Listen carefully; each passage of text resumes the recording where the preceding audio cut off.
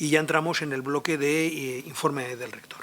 Bien, pues inicio yo este bloque. Tenemos varias cosas aquí. Bueno, el último Consejo de Gobierno fue el 21 de julio. Sí que han ocurrido algunas cosas. Como sabéis, ya se ha aprobado definitivamente la modificación de la Ley de la Ciencia. Hubo en los últimos meses, creo que en el último Consejo de Gobierno ya pudimos informar algún otro cambio. Y bueno, pues estamos trabajando para su implementación. Sobre los presupuestos, que este es un tema que sí que tenemos encima, los presupuestos de la Generalitat Valenciana para el año que viene, nos preocupa porque, bueno, tenemos que confeccionar nuestro presupuesto para el 2023. Yo tuve una reunión antes del verano, muy finales de julio, con Hacienda, y luego hemos tenido también a primeros de septiembre una reunión, todos los rectores y rectoras de universidades públicas, con la consellera responsable de universidades y con el conseller de Hacienda simultáneamente. Bueno, planteamos los problemas. Lo único que puedo decir claro es que el conseller nos ha transmitido un mensaje de cierta tranquilidad de cara a la elaboración del presupuesto del 2023. En este momento todavía no es, digamos, oficial cuáles son las cantidades de las que vamos a disponer.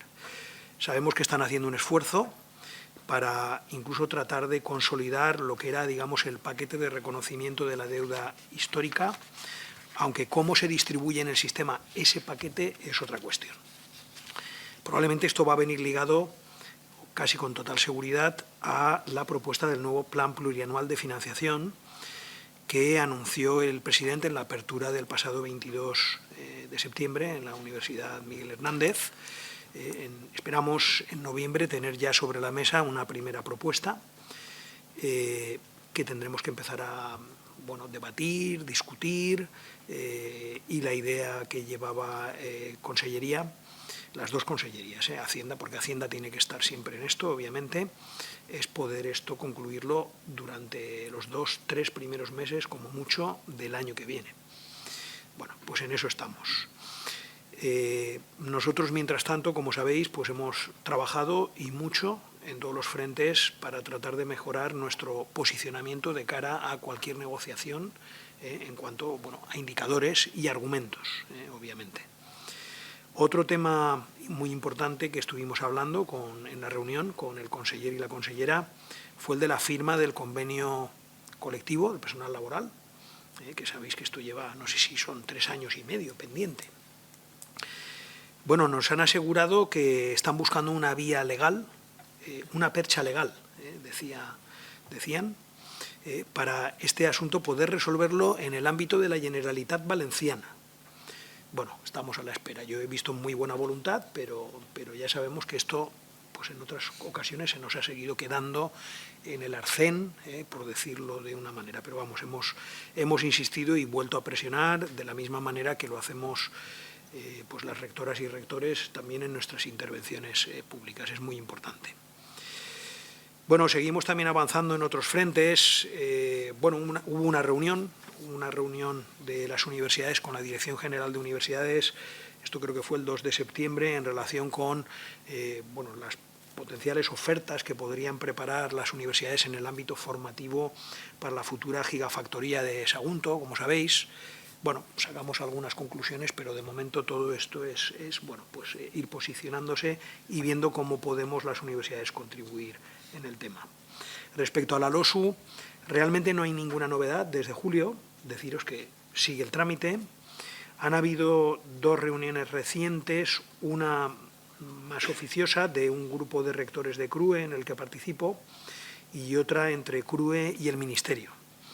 La verdad es que no hay ninguna novedad. Mi planteamiento ya sabéis cuál es, pero bueno, ya que esta ley parece que sale adelante sí o sí en el primer trimestre del año que viene, pues yo sí que he insistido en algunas cosas y la más importante es que, digamos, ese precepto que establece la ley de que la financiación de las universidades llegue a un determinado porcentaje del PIB, que esto se aclare cómo tiene que ser, porque tal y como está en este momento, vamos, lo digo aquí y lo he dicho en todas partes, en público, es papel mojado. Como no haya un compromiso claro de eso en qué se traduce, que hay, yo he dado ideas y otros rectores y rectoras también lo han hecho, hay posibilidades. Esto estará escrito en la ley y estaremos pidiéndoles a nuestros gobiernos autonómicos recursos, pero bueno, dirán, ¿y las transferencias? ¿Y cómo estamos obligados? Esto puede ser... También es cierto que el Estado puede financiar a las universidades, porque la discusión siempre es, no, financian las comunidades autónomas. No, cuidado. El Estado financia la pata de investigación, en su mayor parte, pero también puede financiar a las universidades a través de programas de fortalecimiento institucional. Y ahí se puede poner mucho dinero. Aquí tuvimos el de los campus de excelencia internacional, pero hay ejemplos como el de Francia. Francia puso decenas de miles de millones de euros y tuvo su efecto y positivo en el sistema universitario. Yo esto se lo dije también así al anterior ministro, a Castells. Estamos a la espera. Bien, también estamos muy preocupados, y esto lo hemos hablado con las autoridades autonómicas y también se está hablando con el Ministerio, por las reformas que probablemente van a terminar con la posibilidad de prácticas extracurriculares y parece que van a complicar de una manera bastante extraordinaria las curriculares. Yo sé que esta preocupación la tienen también las delegaciones de alumnos, la verdad es que es un asunto muy serio, no se quiere ver, pero bueno, vamos a ver en qué queda. De momento no nos han escuchado mucho a las universidades, creo que ni siquiera al Ministerio de Universidades, pero bueno. Esto tiene un impacto, lo dije además en mi intervención, en la apertura del curso, un impacto especialmente fuerte en universidades como la nuestra. Y al final el impacto fundamentalmente es en, bueno, pues menos oportunidades formativas para los estudiantes y bueno, también una disminución de las oportunidades de inserción laboral. Porque además hay estudios, hace 2 días publicaba La Vanguardia un estudio de estos, de cómo las prácticas extracurriculares favorecen la inserción laboral de una manera significativa. Bien, aparte de estos temas, bueno, pues por suerte en nuestra universidad continuamente recibimos alegrías de pues algunos de nuestros institutos, compañeras, compañeros son reconocidos, pues no todo lo podemos exponer en el Consejo de Gobierno, sí que procuramos informar, pero sí que quería mencionar varios que han recibido reconocimiento recientemente, desde el pasado Consejo de Gobierno. El primero, el profesor Francisco Casacuberta, Premio Nacional de Informática, que es un premio que concede la Sociedad Científica Informática de España y la Fundación BBVA. La verdad es que es un premio muy significativo, de hecho yo estoy intentando desde luego mantener en mi agenda el poder estar presente en la entrega y me imagino que estarás también, directora. La verdad es que ha sido una alegría. Luego también muy recientemente, y esto ha sido doblete, como quien dice, en la Real Sociedad de Física, junto con la Fundación BBVA, bueno, pues hemos tenido premios en 2 modalidades, en la modalidad Física, Innovación y Tecnología y en Enseñanza y Divulgación de la Física a nivel universitario. Los premiados son pues el profesor Juan Antonio Monsoriu, aquí presente, y aprovecho para, bueno, ya te he dado la enhorabuena, pero te la doy aquí. Vamos, además no es la primera vez que recibes un premio de la Real Sociedad de Física, pude además participar, estar creo que como vicerrector en aquella ocasión, la verdad que fue, y José Campani, que también es otro coleccionista de premios y honores, la verdad que es, y esto ha tenido un mérito extraordinario, porque este jurado daba premios en 5 modalidades, y 2 de los premios han caído en la Politécnica de Valencia. La verdad es que es para hacer una fiesta ese día. Creo que es en diciembre, ¿no?, la entrega. Muy bien, enhorabuena, de verdad que... Bueno, y hemos tenido un premio estos días, el premio Prismas 2022, es un premio de divulgación, ya vamos muy renombrado y conocido. Es al proyecto Dones de Ciencia que desarrolla la Politécnica junto con las naves, y en el que también contamos con financiación de FECIT. Yo creo que este tema, este programa lo conocéis, este proyecto, una de sus muestras más cercanas es el mural que tenemos de Margarita Salas, aquí al lado, en la fachada de rectorado. Es un gran premio. Y quiero expresar mi reconocimiento desde aquí pues, a una persona que de una manera especial lo lidera, que es el compañero Luis Durán. Yo creo que hace una excelente labor en un proyecto tan singular, tan significativo y tan importante. Poner en valor el papel de las mujeres en la ciencia contemporánea. Bien, también deciros que esto no os lo pude detallar exactamente. Tenemos mañana, aquí en el campus, una jornada sobre el apoyo logístico que lleva a cabo el Ejército de Tierra y la Armada en las misiones científicas en la Antártida. Es un tema que es de especial interés para todo el ámbito de las telecomunicaciones, de geodesia, cartografía y también para informática, pero bueno, no solo, lo hemos extendido. Y no sé si habéis visto, nos están haciendo un despliegue allí al lado de Nexus impresionante, y va a venir también estudiantes de ciclos formativos superiores. Vamos, yo creo que va a tener mucho interés. Estas misiones científicas no serían posibles sin todo este apoyo logístico. No sabíamos la fecha exacta, ni siquiera teníamos clara la celebración, porque estábamos, esto os lo digo, estábamos negociando con el Ejército de Tierra y la Armada. De hecho, estábamos intentando si era posible que el buque Hespérides recalara aquí en Valencia. Este año no va a ser posible porque en estas fechas están labores de mantenimiento, pero seguiremos con esto a ver si lo conseguimos más adelante. Y también confirmaros que el día 26 de octubre será la presentación de todo lo que es la campaña científica, donde además tenemos confirmada la presencia de la ministra de Ciencia, de Diana Morant. Bueno, también tenemos para el día 19 de octubre una jornada. Lo que pasa es que esto no va a estar totalmente abierto, vamos a abrirlo desde luego a IPs de proyectos, directores de estructuras de investigación, etcétera. Tendremos una jornada de trabajo con el director de la Agencia Estatal de Investigación, Domènec Espriu, 19 de octubre, que ya estuvo con nosotros antes del verano. Tuvimos una reunión del equipo rectoral, mostró su disposición y además, bueno, yo creo que tiene cosas interesantes que contar, porque bueno, tiene voluntad y iniciativas para, bueno, en la medida que pueda, de alguna manera, tratar de reducir ese problema que nos atenaza, ¿no?, que es la enorme carga de gestión que supone en este momento la investigación. Bien, en el próximo Consejo de Gobierno haremos un informe detallado de los resultados definitivos de matrícula. No sé si está la vicerrectora, pero sí deciros que, bueno, la verdad es que este año todo apunta a que las cosas van a salir muy, muy bien. Vamos a batir, bueno, pues récords históricos. También ha subido el número de estudiantes internacionales, lo cual es una muy buena cosa. Y esto nos ayuda en nuestro posicionamiento de cara a negociaciones de plan plurianual de financiación, y era un objetivo que teníamos, yo creo que todo el mundo en la universidad. También han habido noticias este verano de posicionamientos de la Universidad Politécnica de Valencia en los rankings. Yo siempre digo que, bueno, yo estas cosas las miro con cuidado, y hay quien critica mucho los rankings. Ahora os haré un comentario sobre esa crítica. Bueno, en cualquier caso, en la última edición del ranking de Shanghai, que fue publicado el 15 de agosto, pues seguimos en una posición muy relevante y además aparecemos como, digamos, la primera tecnológica española en el ranking. Y también hemos obtenido la acreditación 5 estrellas de QS, siendo la primera universidad pública que lo obtiene.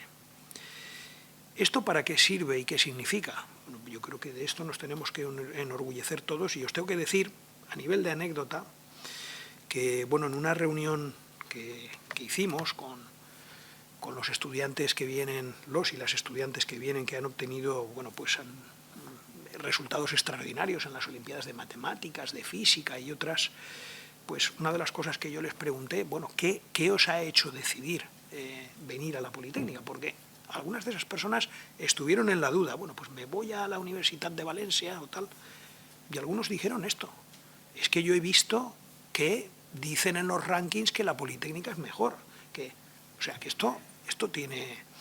Y seguro que sabéis que, bueno, incluso a la hora de obtener financiación para tener aquí doctorandos, pues hay países que lo que miran es solo esto. Si esa universidad, en la temática que se va a hacer el doctorado, está bien posicionada, automáticamente tienes la ayuda. O sea, esto es muy relevante y hay que cuidarlo. Pero evidentemente no nos podemos cegar, y este es nuestro objetivo. Nuestro objetivo nuclear es formar a los estudiantes lo mejor posible. Y esto siempre lo repito. Y con esto, bueno, salvo que luego en ruegos y preguntas salga alguna cosa, yo termino mi parte y le voy a pasar la palabra a la vicerrectora para el Desarrollo Sostenible de los Campus, que nos va a hacer 2 informes breves. Uno sobre, bueno, pues el problema de consumo de energía eléctrica, que es muy grave. Yo creo que ella nos lo va a poner, no voy a entrar yo en el tema, creo que con lo que nos va a contar, pero deciros que vamos, esto se nos está comiendo el presupuesto, pero de una manera, vamos, espectacular. No os podéis imaginar, pues ese dinero que tenemos ahí para posibles inversiones, se está yendo con el recibo de la luz, y ahora lo veréis.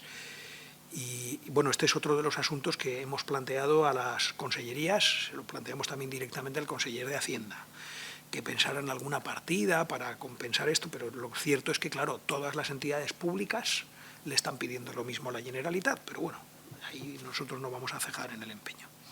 Entonces le voy a pasar la palabra a la vicerrectora sobre esto y también sobre una primera aproximación macro sobre el asunto de los espacios. Pues adelante. Gracias, rector.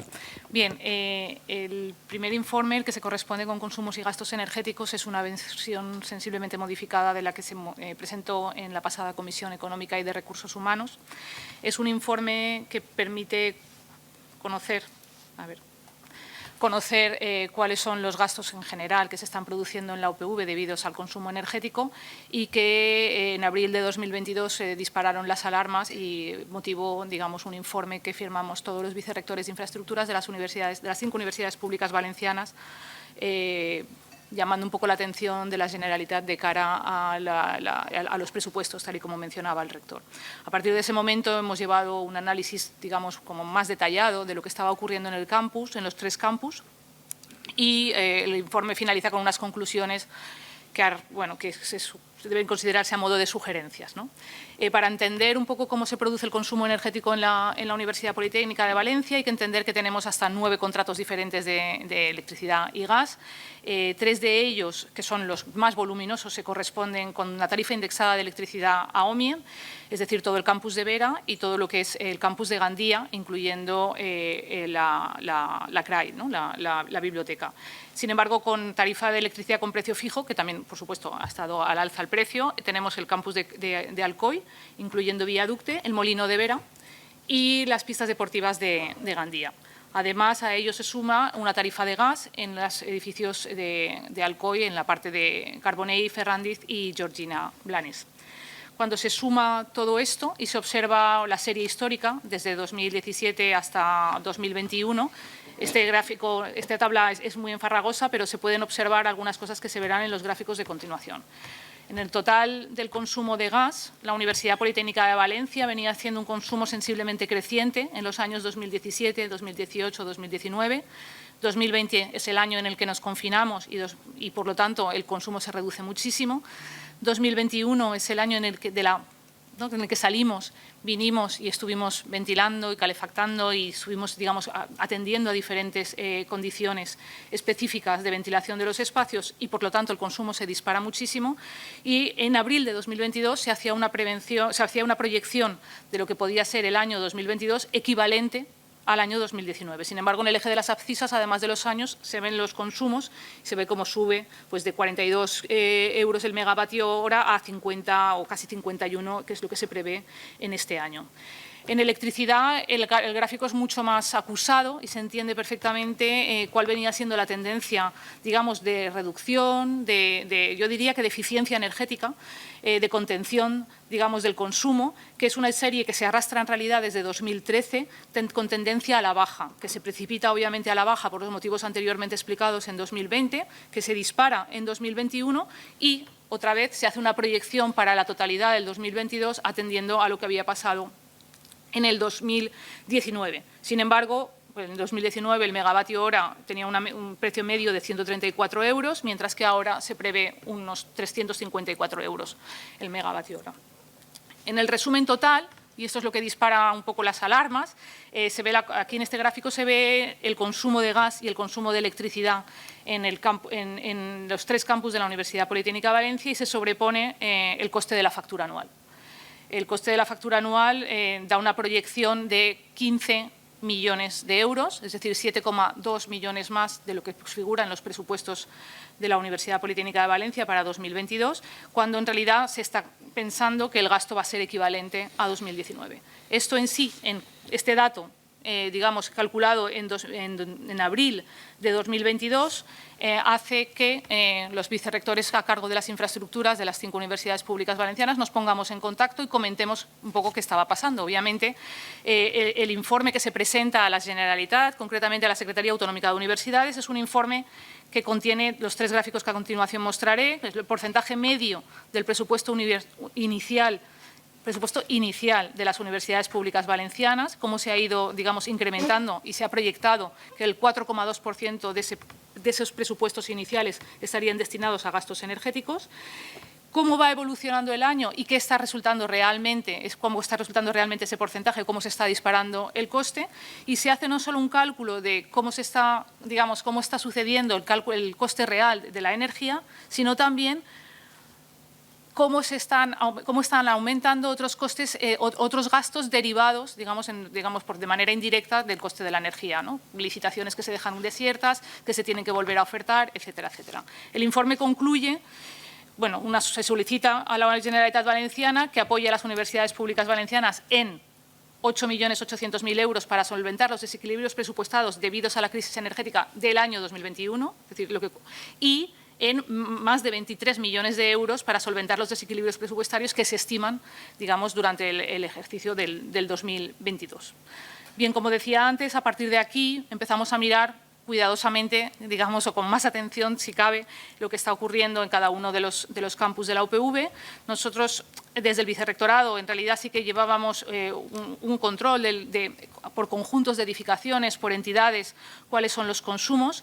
En la tabla se muestran los últimos 4 años de los consumos de energía eléctrica por valor absoluto, donde aparecen edificaciones, obviamente, de gran envergadura, como son la CPI, o cuya, digamos, actividad lleva intrínseca un consumo energético superior a lo habitual, ¿no? Y cuando esa misma tabla se organiza o el criterio es el del consumo energético según la superficie construida, desaparecen los centros docentes, digamos, más extendidos, ¿no?, que había antes, como la ETSIAM o la ETSA, y, sin embargo, se posicionan, digamos, edificios o conjuntos de edificios, entidades, donde la actividad principal es una investigación asociada o que lleva intrínseca ese consumo energético. Esto es una forma, ¿no?, de mirar los datos determinada. La siguiente tiene que ver con cómo digamos que de la parte del consumo energético total, cuánto se corresponde con climatización. En este caso, tanto calefacción como refrigeración en verano, ¿no? Alcoy tiene estamos hablando en este caso solo de consumo eléctrico. Alcoy tiene una calefacción por gas y por gasoil, incluso en el edificio de viaducto. Entonces, la climatización supone un 60% en los meses de verano, pero solo un 30% en los meses de invierno. Sin embargo, cuando vamos a los datos, de Gandía, vemos que son datos muy similares, es decir, durante 8 meses al año, 9 meses al año, tenemos una factura que está aumentada en un 60% por la climatización. En Vera los datos son inferiores, pero también similares, ¿no? Otra forma de también mirar los datos.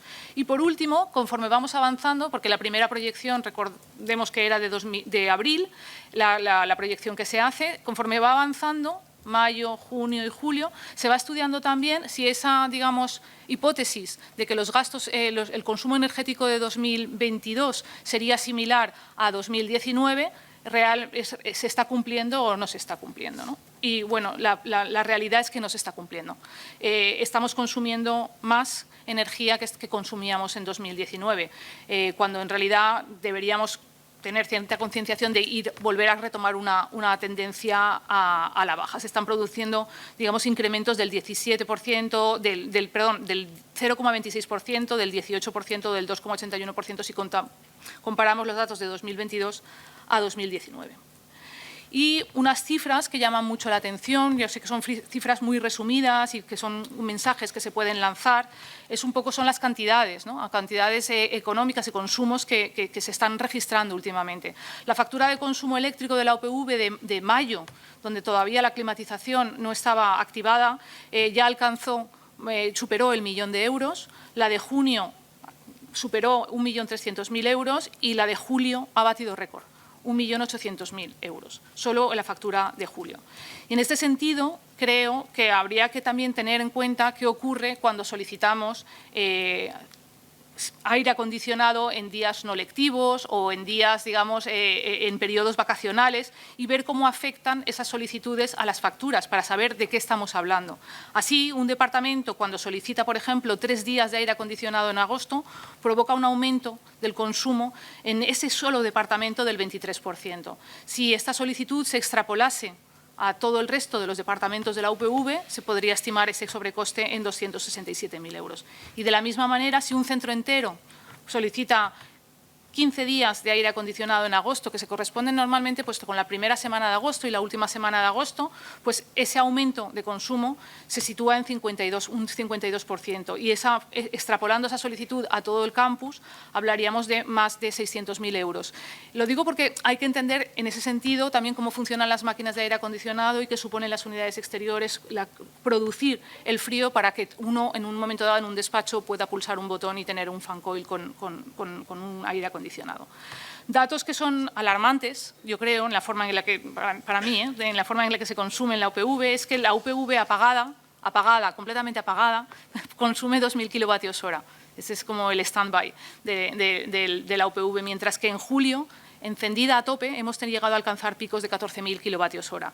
Y esto es una estimación, insisto, que es muy simplificada, pero si atendimos a la tarifa media de 35 céntimos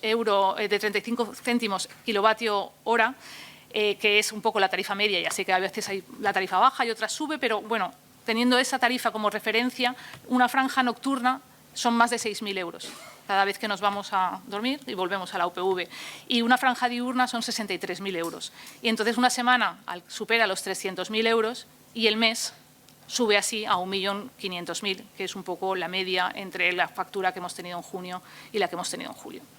En este sentido, y a modo de conclusiones también, me gustaría decir que creo que hace falta una comunicación más efectiva sobre los consumos energéticos. Hay que explicar mejor a los usuarios, digamos, cómo se producen los consumos energéticos y qué consecuencia tienen ciertos consumos energéticos. En ese sentido, el Vicerrectorado se pone a disposición de toda la comunidad universitaria para informar. Tenemos reuniones periódicas con las entidades, informamos, pero cualquier dato que se quiera saber, no hay más que preguntarlo y se va a hacer también un ejercicio de transparencia por ponerlos cada vez más visibles, de una forma más efectiva. Además, debemos aumentar la concienciación ambiental, al menos para reducir la tendencia al alza que se está registrando, porque realmente veníamos de una serie muy, muy buena de contención, digamos, energética, ¿no? Y, por último, también, y esto creo que, además de cumplir con las medidas reglamentarias y de obligado cumplimiento, que nadie obviamente las pone en duda, hay otras universidades que están tomando medidas ya muy concretas, como son el ajuste de la iluminación y la climatización,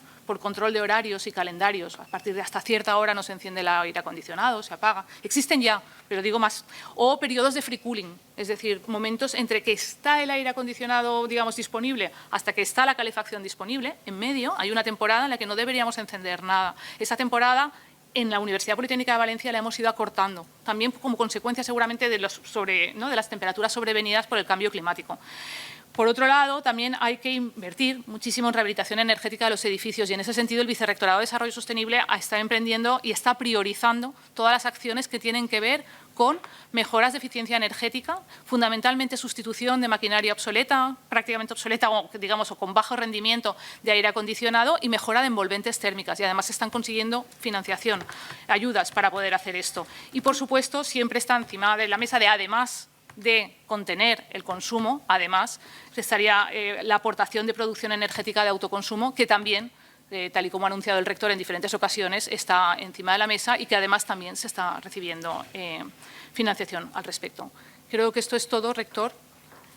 Bien, pues, si quieres, continúa con el siguiente sobre espacios. Adelante, vicerrectora. Bien, este es un avance del informe de espacios que quiere dar un poco también respuesta y como agradecimiento también a aquellos, digamos, personas que se han sentido interpeladas a la hora de comunicar cómo se estaban ocupando los espacios en la UPV. Desde el Vicerrectorado de Desarrollo Sostenible este es un objetivo claro. Quisiera mencionar también algunos datos generales, para empezar. para que todos tengamos como una fotografía de lo que está ocurriendo. En la actualidad, los campus de la UPV cuentan con 694.000 metros cuadrados repartidos en 110 edificios, donde se alojan más de 35.000 personas en sus 3 campus. Desde el 1 de junio de 2021, desde el primer día, el Vicerrectorado de Desarrollo Sostenible de los campus está recogiendo solicitudes de espacios de todo tipo. Y hablo desde el primer día porque fueron las primeras citas que atendí, ¿no? Aulas, despachos, laboratorios, infraestructuras de investigación. Y las reuniones con diferentes responsables de centros, departamentos y estructuras de investigación sugieren una gestión de espacios coordinada desde el Vicerrectorado. Hasta la fecha, además, no existe ninguna normativa genérica que regule el uso de los espacios de la UPV ni su disponibilidad. Bien, como el Vicerrectorado de Desarrollo Sostenible es responsable de la gestión de los espacios, necesita a tal efecto conocer en profundidad la situación actual. Las instalaciones del campus comprenden espacios exteriores, donde también hay solicitudes y hay demandas, etcétera, y hay espacios interiores, pero estos últimos atienden a diferentes modalidades, según su naturaleza y, sobre todo, la reglamentación aplicable. En un primer apartado estamos hablando de espacios docentes, aulas en todas sus modalidades. En un segundo apartado estarían los despachos y espacios de trabajo genérico, y un tercer apartado se correspondería con infraestructuras de investigación. De aquí el título del informe que presento, que lleva parte 2, avance de parte 2, porque se corresponde con despachos y espacios de trabajo genérico. Este informe aborda una primera aproximación al análisis de los espacios, y el objetivo es siempre poner a disposición de la comunidad los datos disponibles de forma transparente y abierta para que se produzca una reflexión que nos lleve a una solución consensuada. Bien, los datos para este informe se obtienen por dos diferentes fuentes de información. Por un lado, se están cruzando bases de datos de la UPV gracias a la SIC y al Servicio de Infraestructuras, a quien quisiera agradecer todo el trabajo que están haciendo. Y por otro lado, agradecer también a los directores de centros, de departamentos, centros y estructuras de investigación las respuestas a las solicitudes cursadas, en este caso en 2 iteraciones diferentes, diciembre de 2021 y julio de 2022. Lo primero que hay que decir, y por eso este informe tiene un carácter de avance, es que se han detectado incongruencias en los datos por falta de unicidad en la categorización, y algunos datos que se han recibido contienen errores y omisiones que son fácilmente, digamos, detectables, ¿no? En una visión general de cómo nos organizamos dentro del campus, este es un gráfico que muestra qué proporción de alumnado, personal docente investigador y PAS hay en cada uno de los 3 campus, porque tiene que ver también con las instalaciones que tenemos a nuestra disposición. Y unas primeras cifras muy gordas arrojan diferencias entre el campus de Alcoy, Gandía y Vera, si atendemos a los metros cuadrados construidos por persona. En cualquier caso, entrando ya en el apartado de despachos departamentales para PDIs e investigadores, hay que hablar también de diferencias notables, por supuesto, en Alcoy, Gandía y Vera, y de una situación en Vera que parece algo extraña, en el sentido de que existen más de 150 despachos que personas, ¿vale? En general. La capacidad de los despachos de Vera alcanza los 2.470 y hay 2.383 personal docente investigador e investigadores, teniendo en cuenta que aquí hemos contado a todo el mundo. Tiempo completos, tiempos parciales, dedicación, contratos indefinidos, contratos a tiempo completo, bueno, de todo tipo. Y otra cosa que también llama la atención es que en una primera lectura de los datos hay 109 personas que dicen tener más de un despacho, ¿vale? Y no se han contabilizado en estas 109 personas que aparecen en el gráfico los despachos asociados a cargos. Esos se han excluido, por supuesto. O, por ejemplo, que aparecen usuarios que no están reconocidos en la base de datos de la UPV. Usuarios desconocidos, que ponen un nombre y apellido y cuando los buscas no están en la UPV. Sin embargo, solo se han dejado como sin uso 17 despachos. Otra forma de leer también un poco cómo se está utilizando el espacio es ver cuáles son los tamaños medios de esos despachos y cuál es la dispersión, cuáles son las medias, las medianas, el tamaño máximo o el mínimo. Frente al Alcoy o Gandía, donde se ven, distribuciones más compactas de los despachos, en Vera hay despachos que van desde 5,30 metros cuadrados, que no se podrían llamar despachos, eso no es un espacio habitable, hasta despachos de 120 metros cuadrados. ¿no? Con una distribución además muy dispersa. Y también, y esto tiene que ver también con mirarnos con universidades europeas y ver cómo se están utilizando los espacios de trabajo en otras universidades, si esos espacios son unitarios o son compartidos. Es verdad que muchas veces necesitamos un despacho unitario, pero también es verdad que en otros momentos podíamos tener espacios que compartiéramos en aras a trabajos en grupo o, digamos, despachos flexibles que se ocupan estacionalmente, por ejemplo. Sin embargo, a excepción de Alcoy, nuestro patrón es prácticamente estricto de despacho unitario uno detrás de otro, ¿no? ¿Qué ocurre con el PAS? Bueno, pues el PAS, el patrón es completamente diferente. En el PAS, digamos que la cifra es más lógica, más normal, en el sentido de que hay aproximadamente digo, los mismos despachos que PAS, muchos son dobles y además hay PAS departamental que no está asociado a un despacho, sino que está asignado a un espacio de laboratorio o a una tarea que no requiere tener un despacho propio. ¿Vale? Las distribuciones igualmente para los despachos de PAS son más contenidas, no hay los extremos, no son tan amplios, aunque, por ejemplo, de repente aparecen datos extraños como un despacho de 109 metros cuadrados para un PAS, ¿no? Son cosas que llaman la atención, seguramente es que se está utilizando de otra manera, ¿no? Los gráficos también de los despachos unitarios y compartidos, en general, hay también mucho despacho unitario, aunque la proporción de despacho doble o despacho triple es mayoritaria, es notable. Bien, la tabla resultante de todas estas solicitudes a los diferentes departamentos, centros de investigación, institutos de investigación, es una sábana enorme que se ha anonimizado aquí con toda la intención, porque se considera desde el vicerrectorado que el dato todavía no tiene la calidad como para poder establecer comparaciones, ¿no? Y de hecho, una de las conclusiones que arroja este avance de informe es que se deben hacer más iteraciones y se debe preguntar más e indagar más, ¿no? Pero en cualquier caso, sí que tenemos unas medias que podemos ir tomando como primeras referencias, ¿no? Un departamento medio en los 3 campus estaría compuesto por 58 personas, con un número de despachos aproximadamente de 44 y una capacidad de 52, que es una cifra razonable si entendemos que no todos estamos, digamos, en el campus con un contrato, digamos, indefinido, porque no habla solamente de PDI, sino también de investigadores y a tiempo completo, etcétera.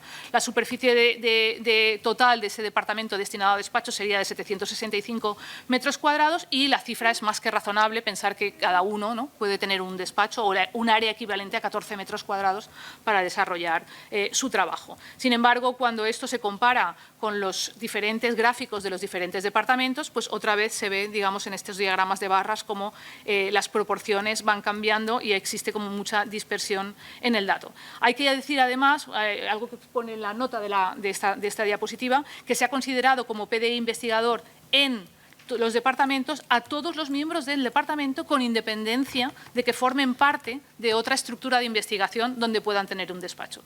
Es decir, digamos que la cifra de PDI investigadores en estos departamentos está mayorada, por así decirlo, porque no están contabilizados aquellos que en realidad tienen un despacho en estructuras de investigación. Lo que sí que se está haciendo, y en este sentido sí que pediría la ayuda de la comunidad universitaria, es que gracias a la SIG, en el Open Maps de la UPV, aquellos, digamos, departamentos e institutos que nos están enviando la información, insisto, hay institutos que no nos han contestado todavía, y están adscribiendo un espacio a una persona, se está indicando ya. De manera que uno en el Open Maps puede buscarse o puede buscar ciertos espacios a quienes están asignados. Y aquí un ejemplo en la Escuela de Arquitectura. A modo de conclusión, bueno, pues se necesitarían más iteraciones, como si ya se ha avanzado en la solicitud de datos con los responsables de los departamentos y las estructuras de investigación. Los datos deberían categorizarse. Como despacho de PDI encontramos que hay mucha casuística diferente, digamos, de espacios flexibles, despachos de alumnos, despachos de becarios. No sé si es un despacho de PDI, a lo mejor debemos empezar a categorizar de una manera diferente.